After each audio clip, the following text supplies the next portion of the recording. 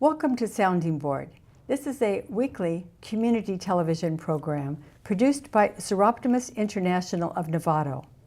Our mission is to improve the lives of women and girls through programs leading to social and economic empowerment. My name is Carol Bennett.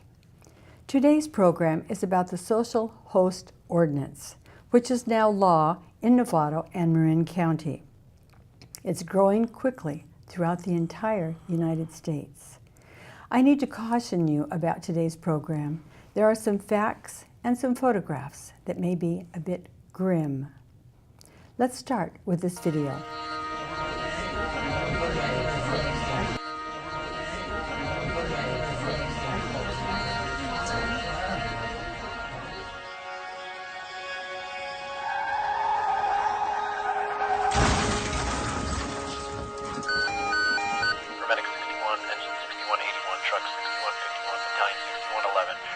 For a reported vehicle accident with extrication needed on Indian Valley Road in the area of Chico Avenue.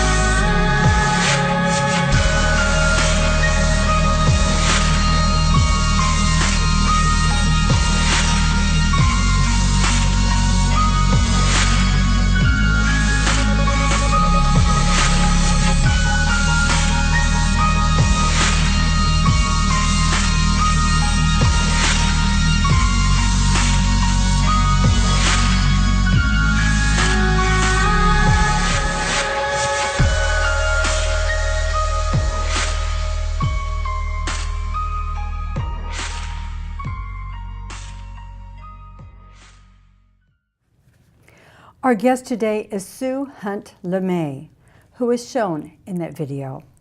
She lost her son Alex in that traffic collision.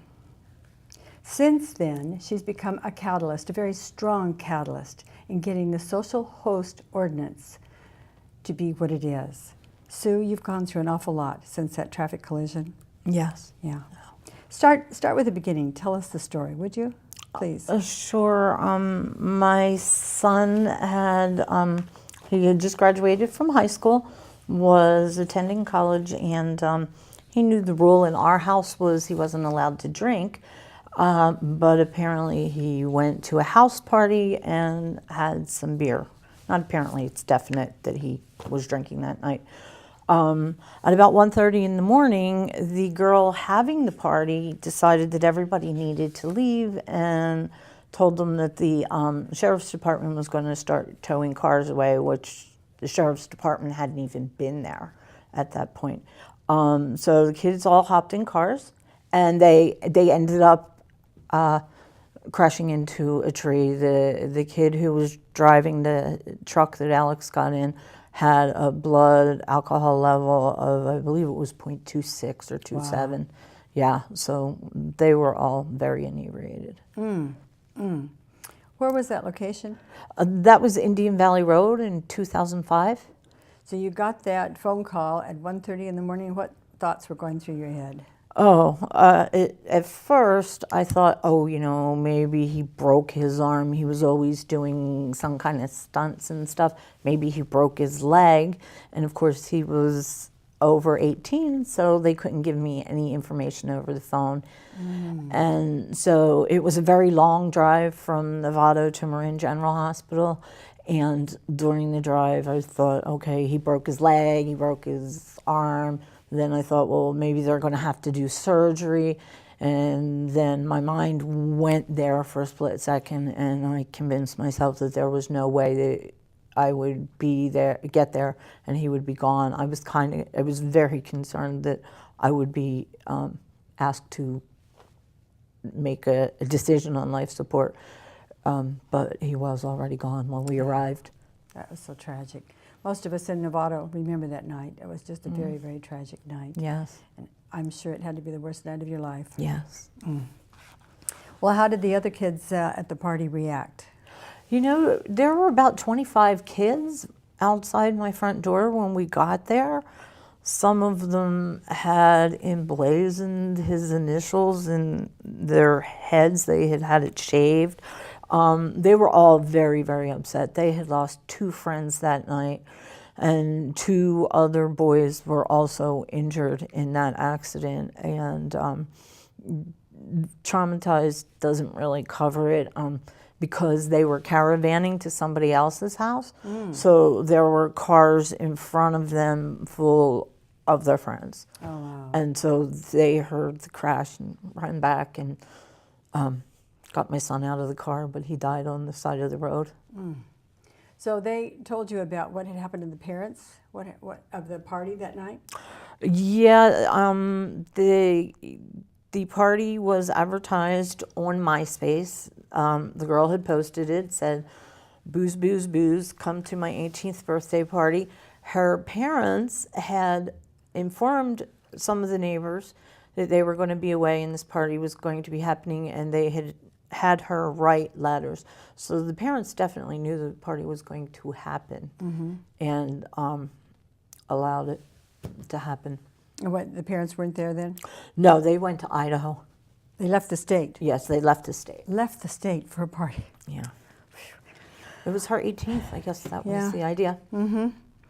How did you make that transition from the that event that happened in your life to the one of the social host ordinance? It didn't come out immediately. What happened there? No, I was contacted several months later by Marin County Health and Human Services, and they had been looking at trying to do a law because we do have such a high rate of teen drinking in Marin County that the thought was already there, and the community outcry after this double fatal crash was that something needs to be done. So they contacted me and asked me if I would work with them and be a spokesperson, And which I did. That wasn't easy, though. No, not at all. What caused you to think about doing that? Well, I didn't really even know the extent of the parties that were happening. There were 75 kids that came forward to be interviewed by the CHP after the crash. And if you take that into account, I would say there must have been at least 150 people through that, in and out of that party that night. Oh my gosh. They had 3 kegs of beer, 3 full kegs of beer. And supposedly she had told her parents there were going to be 15 to 20 kids there. So That's what happens. yeah. Well, working with the Health and Human Services, did you find any statistics that you would like to share? I know we've got a couple of slides, perhaps. Yes. Talk about those. These are the latest information that has just been released by the school district. And what it shows us is 7th graders who take this survey, and it's anonymous, have reported, 11% of the 7th graders have reported that they have tried 1 full drink of alcohol. 9th graders, we have 31%, and 11th graders 58%. So it's rampant here. We have some of the highest statistics in the state, and state of California is the highest in the nation. Wow. So, Wow.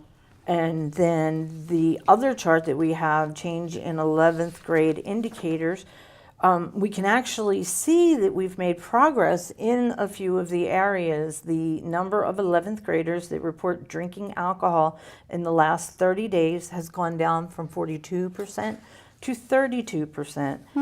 And report binge drinking, which is 5 or more drinks within 2 hours, it's gone down from 29% to 24%. So some of the work that the advocates are doing definitely are having an effect. The distressing thing is exactly the same amount as 2011. In 2013 said that alcohol is easy to get, although 94% of them perceive harm is a from frequent alcohol use. But somehow they disassociate it from themselves. It's always going to be somebody else. We know that. And somebody else is going to be harmed, not them. So tell us about the actual ordinance itself that has become law. What does it say? It says that if 2 or more minors are drinking in your house, you can be cited for the social host ordinance.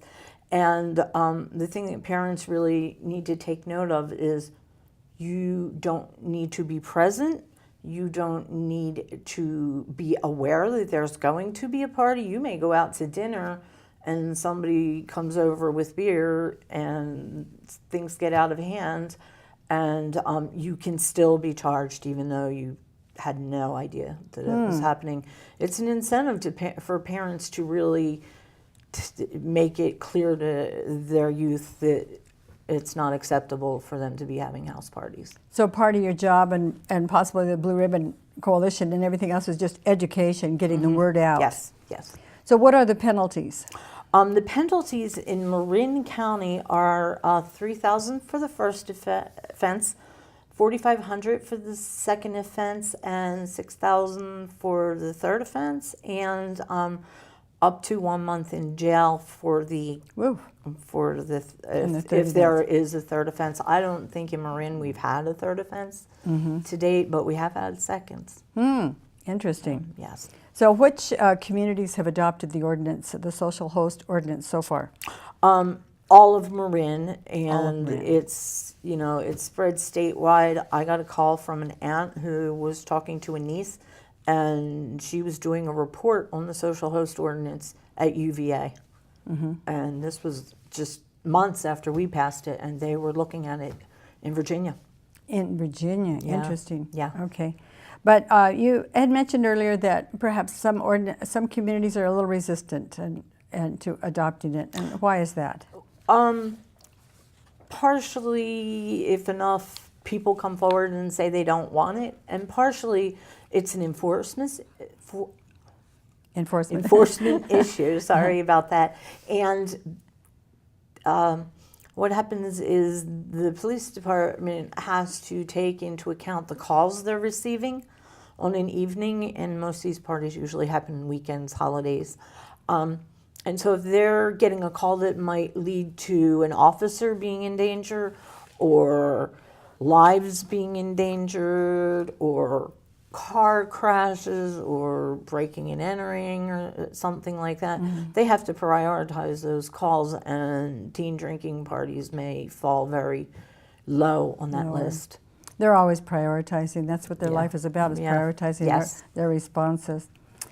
So what work do you do now on behalf of the ordinance? You're speaking at events, I'm sure. Yes, I'm speaking at events. I do a lot of public speaking, and it's been adopted in many communities around here, so I go outside of Marin. I am a part of the Marin County Youth Court, which is a fabulous program. The Youth Court? Yes. Oh, okay. And the Novato Blue Ribbon Coalition, tell us about that. Sorry, Novato Blue Ribbon Coalition. which we work to educate people. We work to advocate for certain laws and maybe advocate for some other things not happening. We're looking at the density of alcohol establishments in the community, and it's shown that the more dense a community has alcohol sales, the higher the rate of alcohol abuse is across the board age-wise. And you mentioned that you were working with that coalition and doing shoulder taps. Yes, Tell us about that. We help fund shoulder taps, and that's where a decoy youth will ask a person to buy them alcohol, and the police are within very close distance, and if the adult actually buys the alcohol, they're cited and the establishment can be cited, and if they have too many offenses, they can actually be shut down. Wow, okay, interesting. So, Sue, how can the rest of us in the world be more proactive with our family members or whatever, and our community and our neighborhoods? Yeah, definitely talk to your kids about this, be open with your kids about this, but also you can talk to neighbors if you know that there's a party. If your youth tells you there's going to be a party, you can go to the family in advance and ask them to stop the party. Maybe the parents don't know, educate them about the ordinance, and alert the police department that this is happening. They will also make an effort to dissuade the parents from letting it happen. And if you, in fact, know that the party did happen and it didn't seem like there was any intervention, we need to come forward and let our community leaders know that we think this is a priority. So suggest to even call the police and say, I understand there's a party going on, and suggest that they go by in the daytime. Is that maybe something that would be appropriate? Yeah, they would probably go, but if you knew that a party was going to happen, they would go by in advance, hopefully. Again, depending on their load, So are the schools doing anything? I think you mentioned they have some at the beginning of the year. Yes, they have people sign a vow that they will not be offering alcohol, not allow alcohol to be brought into their homes for youth to use. And that, I'm not sure which schools in Nevada are doing that right now, but it's being embraced all around the Bay Area. Now you say have people sign them. Are you saying the kids sign them or the parents sign them? Parent and the youth. And the both? Yeah, excellent. And then they can send it back to school. And some schools, what they do is they put it in the PTA directory that lists the phone numbers and everything, and they just put a little icon next to it, which means, you know, we signed this. And it tells other parents that, okay, if your child is going to a party at this house, there probably won't be those kind of problems. Good, good. And you also have their number to call in advance. If your child is saying, I'm going to Johnny's, there's the number right there. Good. So if we have teens and they're going to attend a party and we have little or no control, what can we as parents do for our kids? We can discuss the consequences, and those may be your consequences or just consequences that happen in general.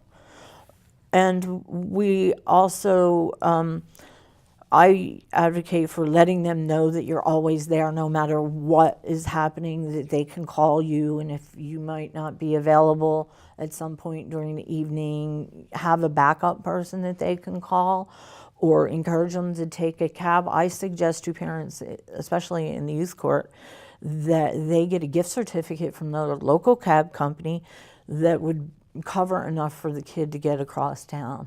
So they could always call a cab to get home. Good, good, smart. Okay, and of course, always, as you said before, have good open communications with your kids. Try to have that. Those are excellent ideas. You said, though, that sometimes there's occasions where kids are entitled, of course, to a celebration and want to host a gathering. So how can we as parents handle that?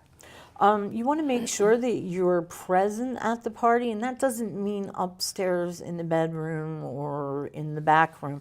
You want to be mingling amongst the kids and really making sure that nobody has snuck alcohol in, because perhaps your youth wasn't the genesis of the alcohol getting into the party. So you really got to keep on it and make sure that you're monitoring it. Kids can be sneaky. Yes. Yeah. Besides the ordinance, are there any bright spots that have surfaced for you? Yeah, when we were told that my son had in fact passed away, I thought I couldn't donate his organ body parts. And it turns out we couldn't donate organs, but they could take his corneas, and 2 men got the gift of sight within 72 hours of Alex dying, and they both live in the Bay Area. And I like imagining them seeing the hills that Alex loved so much as a mountain biker. And 2 gentlemen got heart valves, but the one that I treasure most is a 5-year-old girl got his aorta. And the doctors are hopeful that it will grow with her because Alex was so young when he died. So I like to think he's living on in the heart of this little girl. Good. That's fabulous. Thank you. Okay. So what is your big message right now for adults and parents? To make sure you know the law, make sure you are monitoring and having open communication with your youth. And, you know, talk to other parents. Let them know that you don't allow alcohol and you don't want them to be allowing alcohol. And, of course, letting the city leaders know that this is a priority. And people need to remember that it's not okay. Yes, yes.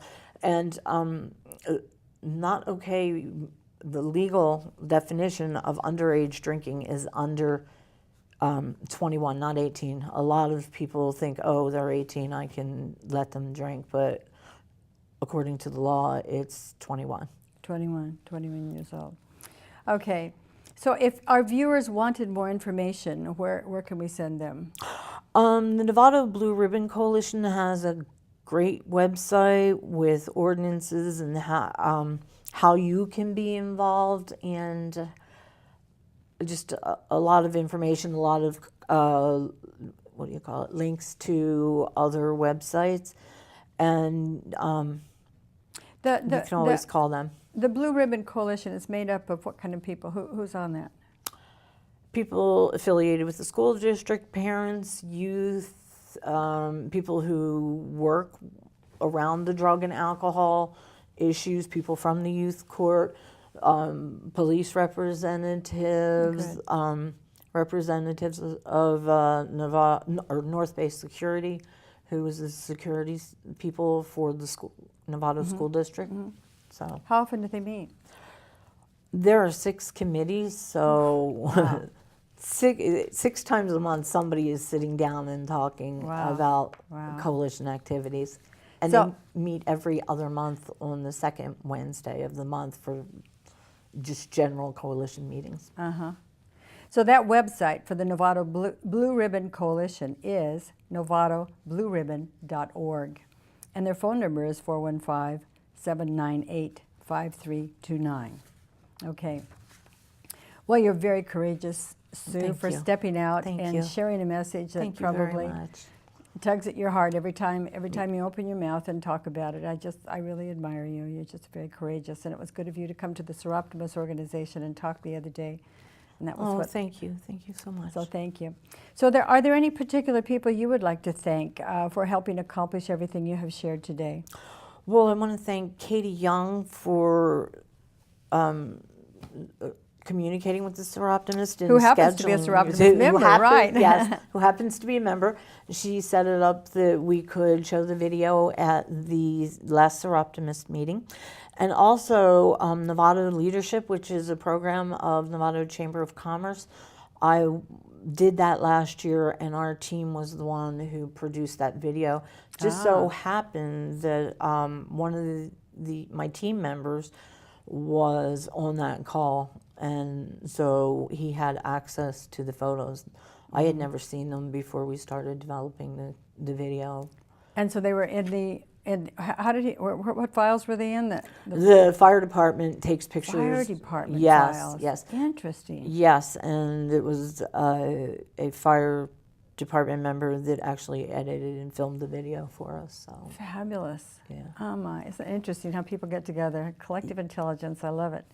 thank you. And then, so the Leadership Center, the Leadership Novato, the folks in the Novato Blue Ribbon Coalition, the Marin County Health and Human Services. Yes. Who else has been a part of all this? Anybody else you need to thank? Marin Youth Court, Don Carney, who originated that program, and my husband who supported me. Super, super, super.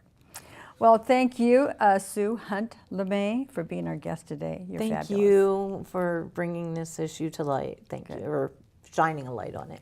And thank you, Barbara Madrid, for Seroptimus member, for producing the show. Patricia Hess, another Seroptimus member, for directing the show. And a floor manager, Nancy Weber, today. And thank you, Leon Johnson, our technical engineer.